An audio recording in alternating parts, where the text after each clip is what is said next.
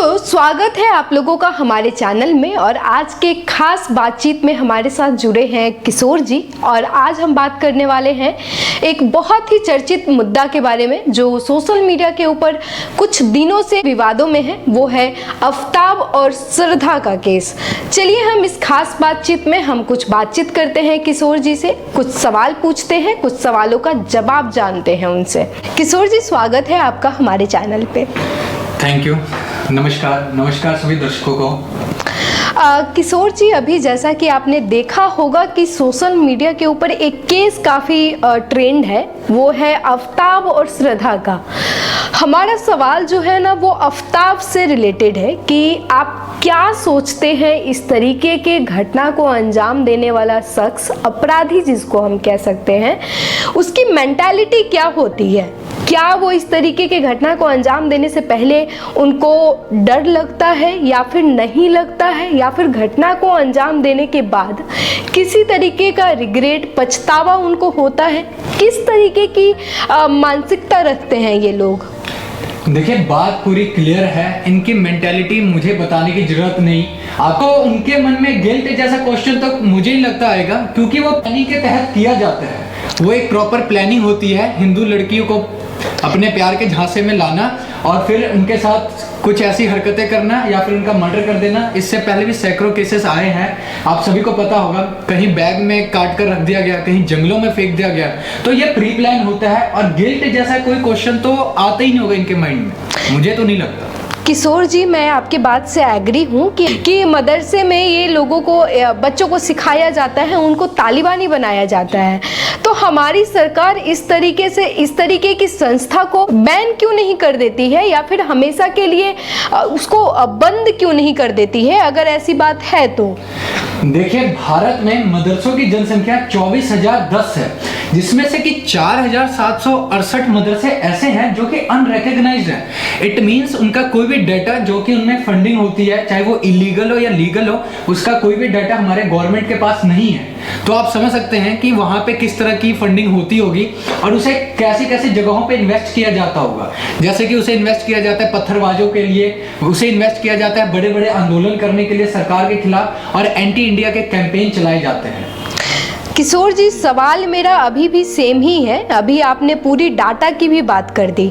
मेरा क्वेश्चन ये है कि फिर इस तरीके की संस्था को सरकार बंद क्यों नहीं करती है? जब आपने डाटा, जब आप इस चीज़ों का डाटा निकाल रहे हो, जब आपने डाटा निकाला और आपको लग रहा है कि वो अनरिकॉग्नाइज्ड तरीके से चल रही है, तो उसे बंद क्यों नहीं किया जाता है? सरकार का क्या प्रेशर है इस पे, या फिर वो खुद भी नहीं चाहती है इन सब चीज़ों को बंद करना, या फिर क्या है पूरा मामला ये?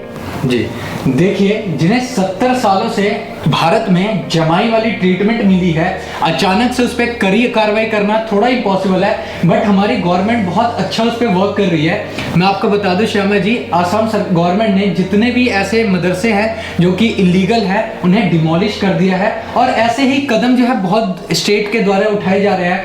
तो मुझे तो अपनी इस सरकार से, वर्तमान के सरकार से बहुत ही उम्मीद है कि वो इस तरह के कोई भी कार्य जो चल रहे हैं उसे पूरी तरीके से बंद कर देगी।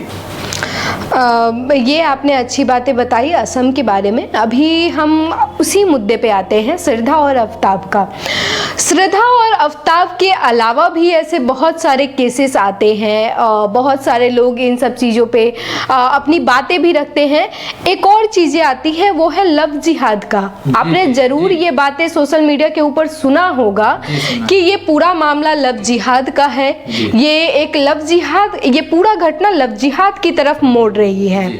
तो ये लव जिहाद क्या होता है? क्या इसके पीछे क्या उद्देश्य होता है? कैसे लोग इन सब चीज़ों में इन्वॉल्व होते हैं? आप हमारे दर्शकों को ये चीज़ें बताइए आप। जी, मैं मानता हूं और पूरी तरीके से मैं मानता हूं कि ये लव जिहाद के ही केसेस होते हैं। दरअसल लव जिहाद होता यह है कि जो मुस्लिम लड़के होते हैं उन्हें फंडिंग की जाती है मदरसों के द्वारा कि वो हिंदू लड़कियों को अपने प्यार के झांसे में लाए तथा उनके साथ शादी का ढोंग रच के उनको अपने झांसे में लाके उन्हें काट दिया जाए या उन्हें मार दिया जाए, या फिर उनसे शादी करके उन्हें मुसलमान बना दिया जाए और उसके बाद उन्हें तलाक देके छोड़ दिया जाए।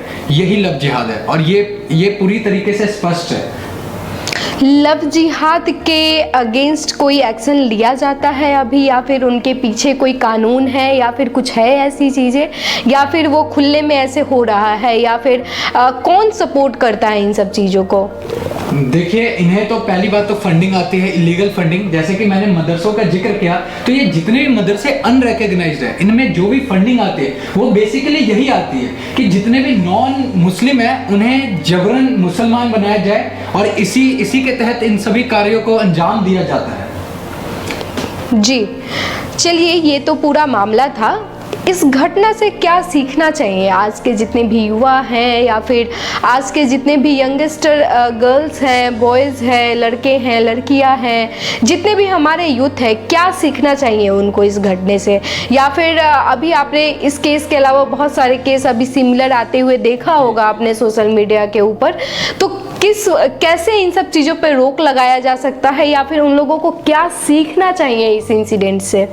देखिए, पहली बात तो गवर्नमेंट इस पे वर्क कर रही है, और गवर्नमेंट ने बहुत सारे ऐसे फंडिंग जो कि लीगल थे उन्हें बैन भी किया है। और उन्हें मदरसों से ये फंडिंग मिलती है कि उन्हें हिंदू लड़कियों को अपने प्यार के झांसे में लाने के लिए 50,000 एवं उनसे शादी करने के लिए 5 लाख तक के रुपए मिलते हैं। और ये मैं कोई अपना ओपिनियन नहीं कह रहा, आप यूट्यूब पे ऐसे बहुत सारी हजारों वीडियो है जिसपे ये ऑथेंटिक प्रमाण है हमारे पास कि इन्हें फंडिंग मिलती है।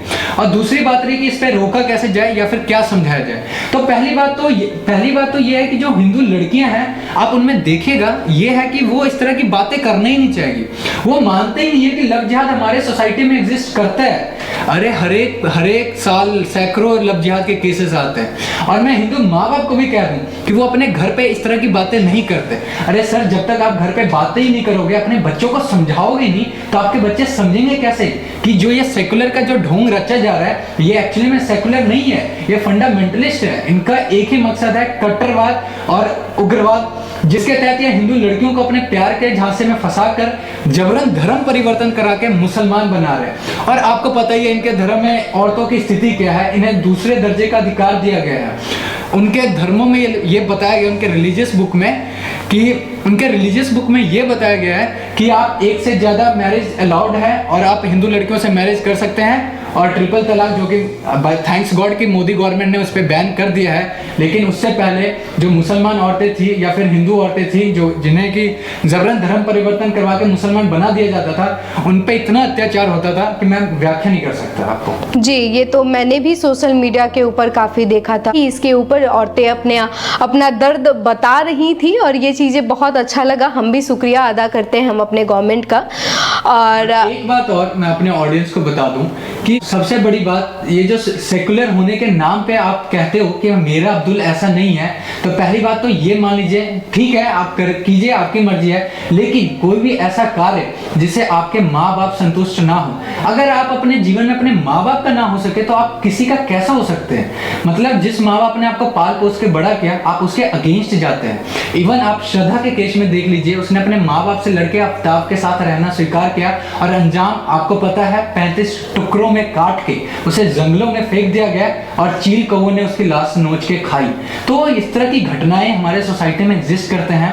अवेयर रहें, अपने माँ बाप से विरोध ना करें अपने प्यार के चक्कर में। और आपको अब्दुल चुनने की जरूरत ही क्या है? बहुत सारे लोग हैं, आप प्रेम कर सकते हैं, प्रेम कोई गुनाह नहीं है, पर अब्दुल से थोड़ा बच के रहिए, मैं तो यही कहूँगा। ये तो लड़कियों का अपना पर्सनल मैटर है कि उन्हें अब्दुल चुनना है या फिर चंदन मोहन, वो उनका पर्सनल है। बट अपने माँ बाप से लड़के उसके अगेंस्ट जाए, आपका परिवार आपके हाथों से छूट जाए, आपके माँ बाप जिन्होंने उंगली पकड़ के आपको चलना सिखाया, उनसे आप विद्रोह कर ले, मेरे हिसाब से तो ये प्रेम कदाचित उचित नहीं है, और आपको ऐसे प्रेम से तो दूर ही रहना चाहिए। बिल्कुल, इस बात से मैं भी सहमत हूँ। और धन्यवाद किशोर जी आपका हमारे इस खास बातचीत में जुड़ने के लिए। और हमारे जितने भी ऑडियंस है, आप अपना विचार हमें कमेंट करके बता सकते हैं, और आप ऐसे ही इंफॉर्मेटिव और ट्रेंडिंग वीडियो के लिए आप हमारा चैनल सब्सक्राइब कर सकते हैं। आप हमारा वीडियोज अपने दोस्त, अपने परिवार के साथ शेयर कर सकते हैं।